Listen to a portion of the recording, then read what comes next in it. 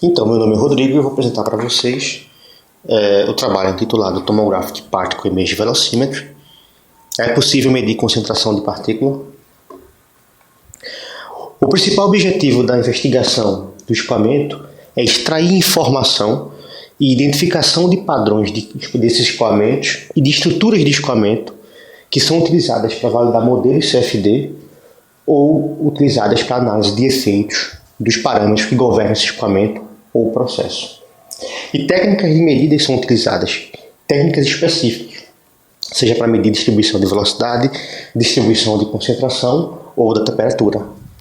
E uma técnica de medida que é utilizada para extrair informação e determinar a distribuição de velocidade 3D do escoamento é o Tomographic PAV. Basicamente, o Tomographic PAV usa uma fonte de luz laser que ilumina traçadores ou o sistema particulado que apresenta um escoamento próprio no fluido. Essas partículas, esses sistemas de partículas são iluminados por essa fonte pulsada de laser. Essas luzes espalhadas por essas partículas são registradas geralmente por 4 sensores localizados geralmente a 90 graus do volume de luz. E esses sensores registram essas imagens de partículas em um instante t e t mais ΔT, reconstrói esse volume nesses dois instantes de tempo e tenta, desse volume reconstruído, extrair informação desse escoamento, determinando a distribuição de velocidade, analisando o padrão de deslocamento das imagens de partículas reconstruídas. Da distribuição 3D de velocidade, eles extraem a estrutura de escoamento existente nesse tempo analisado.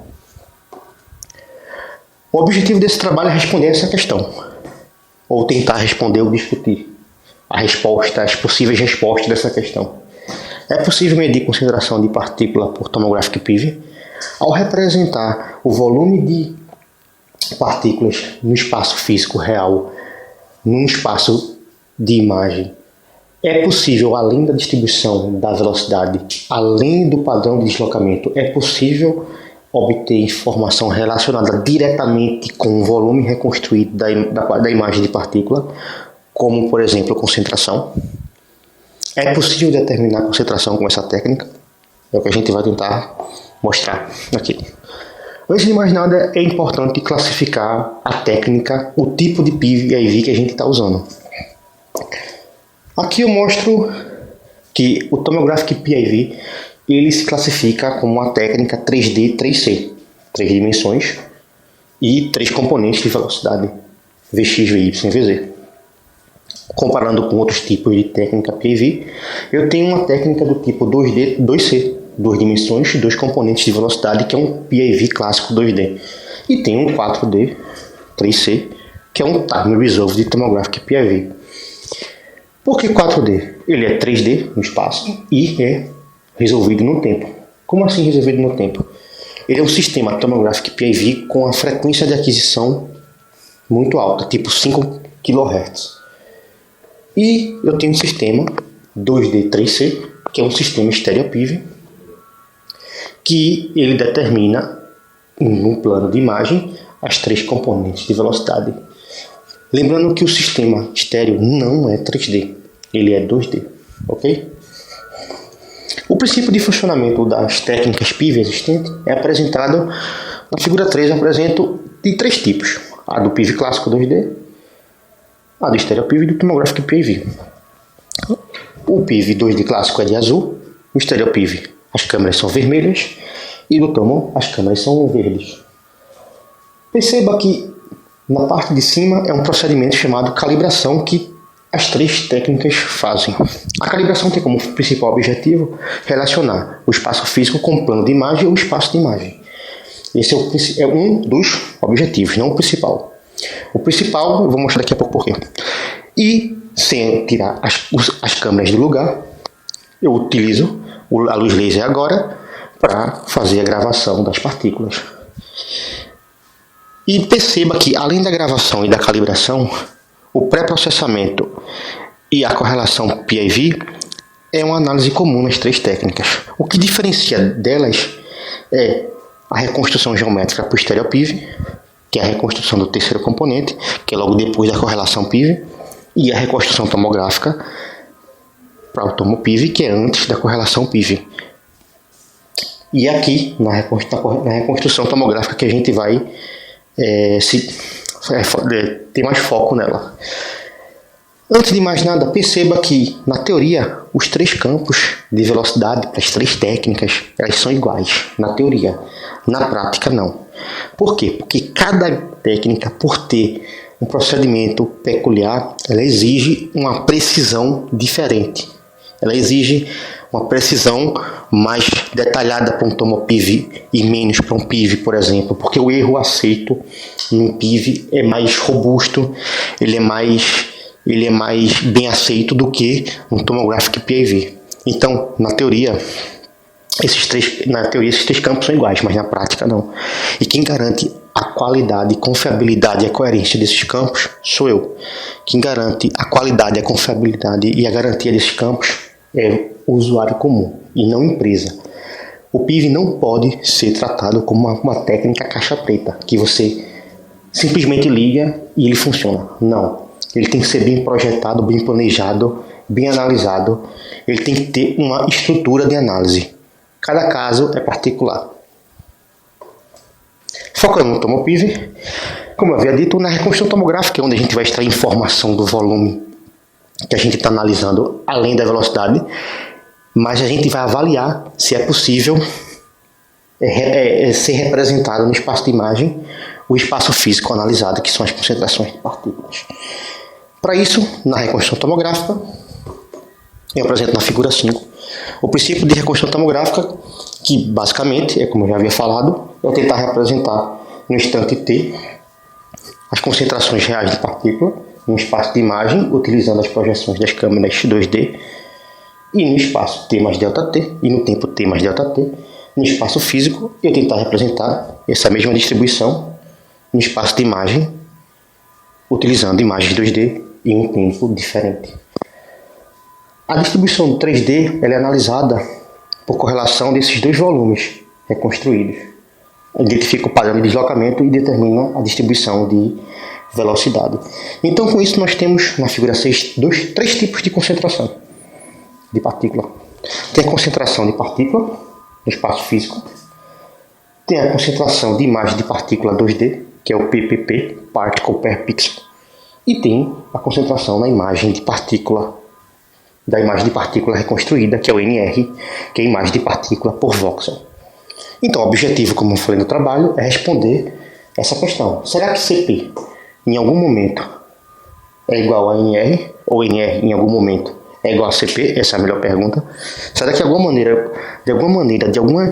algum setup, em algum modo, eu consigo representar no espaço de imagem as minhas partículas no espaço real? Essa é a dúvida. Para isso, eu mostro aqui a gravação PIV, a gravação do tomográfico PIV e o princípio da reconstrução tomográfica. Então, na figura 7, eu tenho um exemplo de uma partícula no volume de luz. Ela é espalhada a luz nessa partícula e essa luz ela é registrada pelas 4 câmeras com diferentes projeções, em que essas 4 câmeras resistem em seus respectivos receptores. Eles podem ser um sensor CCD ou CMOS. Esse sensor, geralmente, ele tem uma matriz de pixel na casa de 1000 por 1000 pixels, cada um com seu tamanho de sensor, e geralmente o diâmetro da imagem de partícula é de 3 a 4 pixels. Nessa figura eu coloquei um para facilitar. E na reconstrução tomográfica, no espaço de imagem, é o contrário. Eu tenho a informação da imagem de partícula em cada sensor, em cada imagem, em cada frame de imagem de cada sensor, e eu tento, pela intersecção das linhas de visões desses sensores, eu tento reconstruir a minha imagem de partícula em uma matriz de voxel, que são cubinhos de pixels. Perceba que a imagem de partícula pode ser próxima. A partícula ela pode ter um formato próximo de uma esfera, mas a representação no plano de imagem já é quadrada pelo formato do pixel. E ao tentar representar e ao tentar reconstruir essa imagem no espaço de imagem, perceba que ele é um cubo. Então aí você já vê que eu não consigo representar a forma da partícula. Já é uma primeira limitação do nosso volume reconstruído. Para falar com mais detalhe dessa qualidade desse volume reconstruído, vamos analisar as fontes de erros com o sistema tomográfico PIV. Na figura 8 eu apresento 3 tipos de fontes de erro.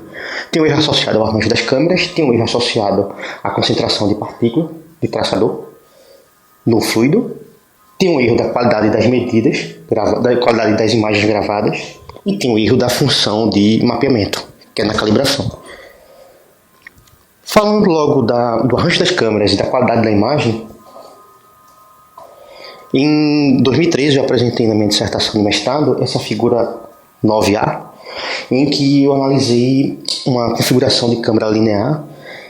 Perceba que ela é simétrica e tem esse parâmetro aqui analisado, que é chamado de ângulo de abertura.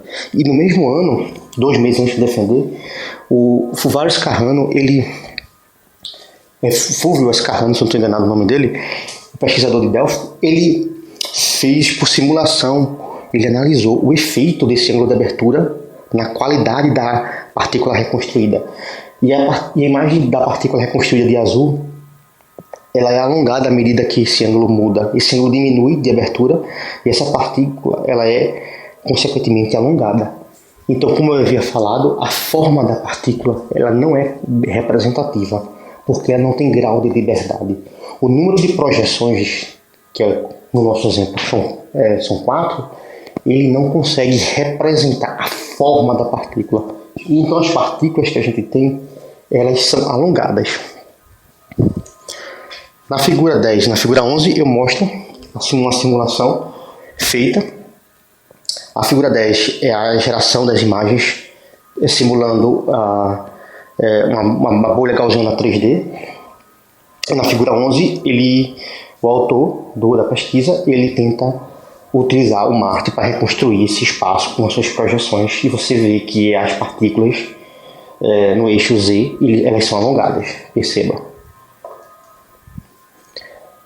Falando da fonte de erros da calibração na função de mapeamento, como eu havia dito, a imagem de partícula ela é formada da intersecção das linhas de visões das câmeras. Nesse exemplo aqui, eu mostro 2 tipos.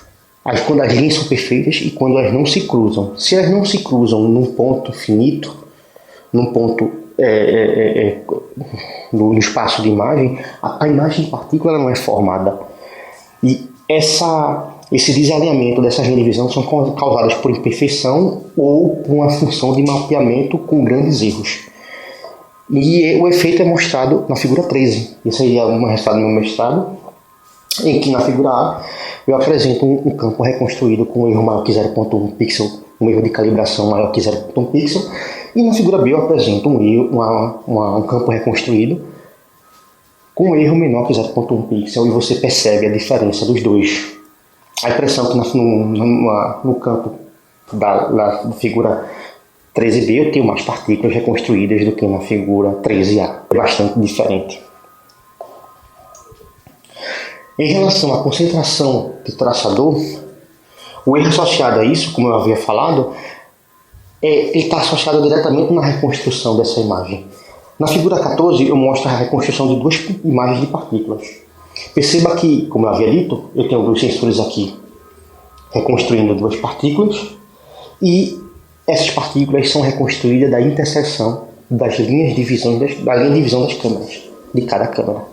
E perceba que nessa figura eu tenho 2 possibilidades claras na teoria.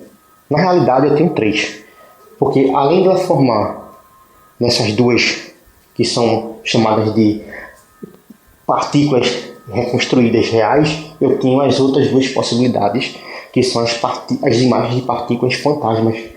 Essas imagens de partículas fantasmas, elas possuem uma intensidade, geralmente, uma intensidade menor do que as imagens de partículas reais, mas nem sempre. E Na figura 16 eu mostro o efeito do número de partícula de traçador no fluido, e com o aumento desse número, dessa concentração de partícula, com o aumento de número de partículas analisadas, eu também aumento o número de imagens de partículas fantasmas. Ou seja, quanto maior a concentração, mais partículas fantasmas eu tenho que controlar. Ou seja, começa a deteriorar o meu volume reconstruído. E daí eu mostro as três principais fontes de erro associado à qualidade do volume de reconstrução tomográfica. Perceba que esses 3 erros não são os únicos, tem mais, mas esses aí são os mais básicos que desde 2008 os autores vêm estudando. Uma conclusão: se é possível medir concentração de partícula por tomográfico PIV, a minha resposta seria atualmente não. Não tem como você garantir que esse volume reconstruído ele represente o volume do estado físico. Por quê? Porque tem muito erro associado. Uma coisa é representar o padrão de deslocamento desse volume, outra coisa é representar o volume propriamente dito. Então, hoje não há garantias disso. Obrigado.